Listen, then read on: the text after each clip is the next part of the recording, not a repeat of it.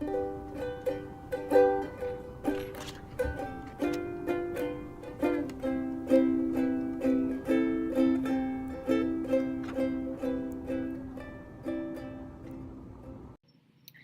is up, YouTube? So today I am going to be doing the first episode of my new knitting vlog. Lately I've been doing some cool things with knitting and I just wanted to share them with you guys and announce that I'm going to start doing that as a regular thing, sharing my weird knitting things that I'm doing. So right now I am finishing a sweater vest. So I don't know if you guys can see, but it's a 2-color sweater vest made with Knit Picks wool of the Andes. There's not that much contrast, but it's actually a lot more than I thought it was going to be. It's just 2 different greens from wool of the Andes. And I did this pattern, I did it based on this book. So Fair Isle Knitting, this is like a super good Fair Isle knitting book, but it is for the more advanced knitter because it doesn't really give you exacts. It's just like do this thing and then do this thing. It's just kind of like gives you kind of a good outline if you already kind of know what you're doing. At least for me. Maybe there's some other knitters that are like, I don't know what you're talking about. This is a great pattern. And I think it is. It's just a little bit for the more advanced knitter. So right now I'm working on this, kind of, not exactly, this V-neck vest. And I found some of the color work, like all of these are like flower patterns. I found them in here and then in another book that I have called Traditional Scandinavian Knitting, Traditional Fair Isle Knit something. I'll show it to you guys later. But yeah, and so I'm at the end here, and as you see, so those of you who have done 2-color knitting know that if you want to go all the way up to the top with the 2-color and you're starting from bottom up, you will have to steek the sleeves and also the neckline if you want to make a V-neck.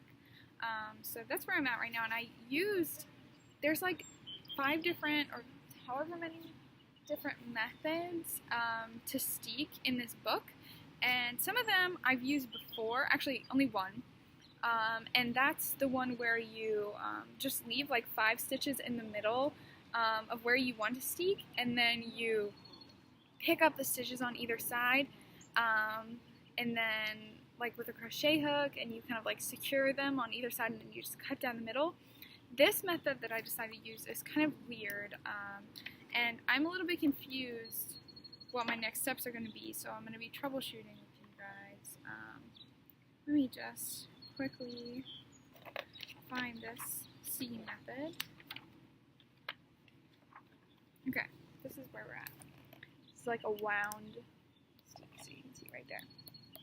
So what I've been doing is every time that I get to the steek place, I have like a stitch marker there, and I loop like 3 times with both yarns around the needle. So it kind of ends up looking, I don't know if you can see, yeah. Okay, it looks like. So here is where I am at with the back of the shoulder. You can see that I've decreased on either side. And then this is the shaping of the back neck, right back shoulder, just for your reference.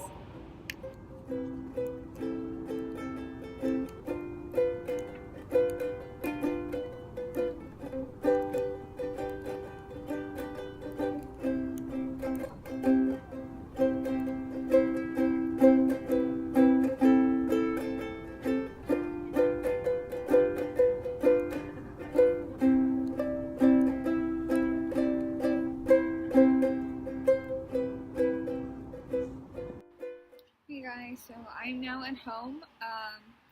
I was at school before, but I have just finished knitting the collar, the back, like shaping the back collar, and so what you have to do is after you shape the back collar, you have to, this is what I didn't understand, you have to work still in 2 colors back and forth, which is like, obviously, if you've done color work before, you know that you do it in the round, but I have figured out, I don't know if other people know this too, but if you are knitting in the round and you just have to do a row, but, oh, if you're not knitting in the round, sorry, if you're not knitting in the round and you have to do a 2-color row and you're on the wrong side, if you brought both of the colors over, what you can do is purl with one of the colors. So if you're using both hands, you can purl one of the colors Norwegian, with the Norwegian purling method, and it keeps the wraps on the back still on the wrong side. So if you can purl all the way across with 2 colors and still have the wraps on the inside. So you can keep working back and forth in 2 colors, even after you have started just working on the back, which is so cool to me. I didn't think that that was possible. So, yeah, I have done that for one side. One pointer that I would give you guys, if you are doing this, is make sure you knit in 2 colors all the way up. Because I did like so I did 8 rows to shape the collar on the back, and then I had to do 8 rows on the front too, back and forth, just to make them the same length. So, which I don't know if you have to do or not. Probably not. Then it would just be like the collar would be, or where the shoulders come together would just be a different place. But yeah, so I did that, and then only for 4 of the rows out of the 6 did I do color work on the front. So I have like 2 rows at the top that I don't have color work on, and then the back I only have 5 rows, and I just worked them all in my main color, which was stupid. Like I was like, oh, it's just a little bit, but so I didn't realize that I could purl with 2 colors until I got to the front side. And now I have this, I don't know if you can see it, I have this kind of chunk in the top of the shoulder that's just a 1 color. So you can see. And that is highly undesirable. I feel like no one's gonna notice, because it's gonna be like, we'll see, maybe I'll put it on after I steek it and I'll be kind of pissed off about it and I will redo it. So that is where I'm at right now. I have connected one sleeve, and now I am about to connect the other, and then I will cut, and I will come back to you then.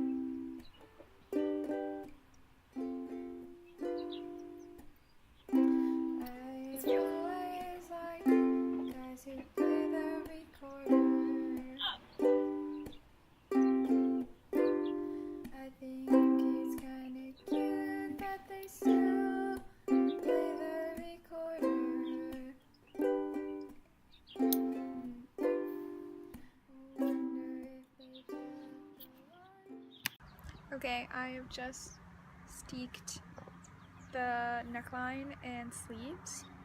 I feel like it's all gonna fall out. I'm really afraid, but I think it looks pretty good. Hey guys, so right now I am troubleshooting. I finished getting the edges up there. I did the collar. It looks super cute on. Super excited about it. But the only thing is, I did one edging of one shoulder, and I didn't really decrease as much as I should at the underarm. So it depends. This book that I kind of used the pattern from, is based off like a Gansey, and when you think of like a Scottish, I guess Scottish Gansey, or like UK, yeah, Gansey, the sleeves, it's like this. You would use multiple colors, and the sleeves, I guess, kind of like come like right here-ish, and that's if, I think, to my understanding, that's like if you did like almost no decreasing at the armhole, the sleeves would kind of come like this, or right here, and then you would just pick up the sleeves, and that's kind of like that look. But this, since it's a sweater vest, has to be a little bit more shaped. So I did not decrease as much as I should have at the armhole. I decreased every other round, 1 stitch on each side, so 4 stitches every other round for about 2 inches. And I thought that that was enough, but really the sleeves like come out too far. They really do for a sweater vest. It's like a little bit over my shoulders, which is really not what you want. You want it to be like come in like that. So what I am doing to fix that is right now I just picked up stitches. So I started from where I finished decreasing at the armhole, like right here, and picked up stitches all the way up in this kind of like same direction.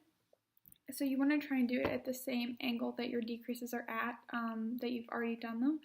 Hopefully you don't have to do this and you can just do the right amount of decreases, but you know, I'd rather troubleshoot now and spend the time before I finish the garment rather than wear it less because it doesn't fit as good as I want it to fit, or it doesn't fit perfectly when I can make it fit perfectly.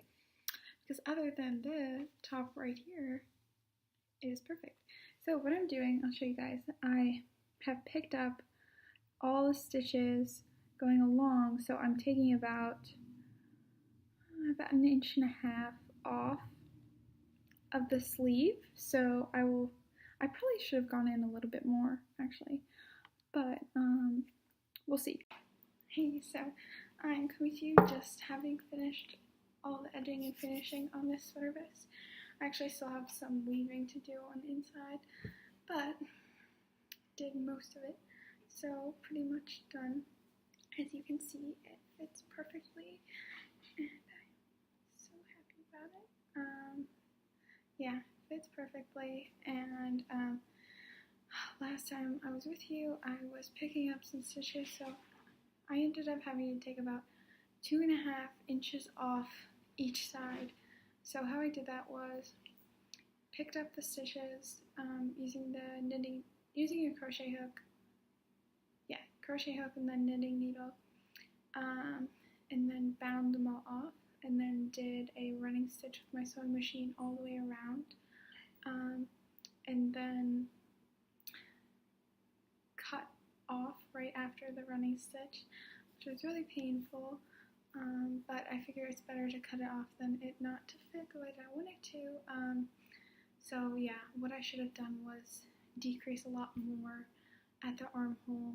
But this is my first time making a sweater vest, so it is okay. We'll learn for next time, and hopefully you guys can learn from my mistakes. That's the idea. But yeah, so after I cut that off, I picked the stitches back up from the bind off before, and then knitted the edging. So here it is, and yeah. If you guys have any questions about steeking or colorwork knitting or sweater vests, please leave them in the comments below, and let me know if you have any patterns or kind of like specific garments that you have any interest in me showing you how to make or have questions about. I think this will probably be the first in a series of this type of thing, so let me know if you enjoy it. Yeah, see you around.